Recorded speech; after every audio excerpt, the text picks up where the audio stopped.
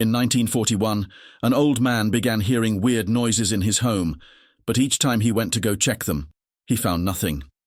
He didn't believe much in the supernatural, so he plainly figured it was just the house settling. Unfortunately, he was very wrong. The strange incidents continued for 5 weeks, until the old man, Philip Peters, found something standing at his fridge. It appeared to be an abnormally slender, tall man, and Peters panicked, swinging his cane at it.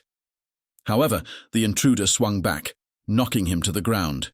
He then continued to bludgeon Peters until it was clear he was no longer alive. Peters' body was discovered later that day, but the police found no signs of forced entry and even noted that all the windows and doors were still locked. They did find a small trap door in the ceiling of a closet, but determined that it was physically impossible for anyone to enter it. Therefore, they never checked inside. Philip Peters' wife returned to the house soon after his death and hired a housekeeper to help her out. But once again, strange incidents kept occurring. They soon became convinced that the home was haunted, which led to the housekeeper's resignation and the widow's moving away.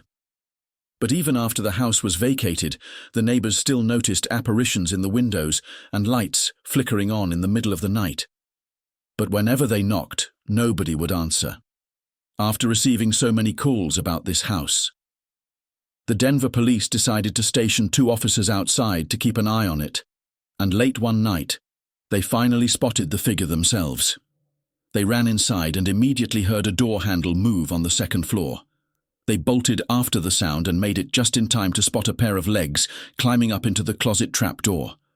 They reached inside, caught the man by his legs, and yanked him back out.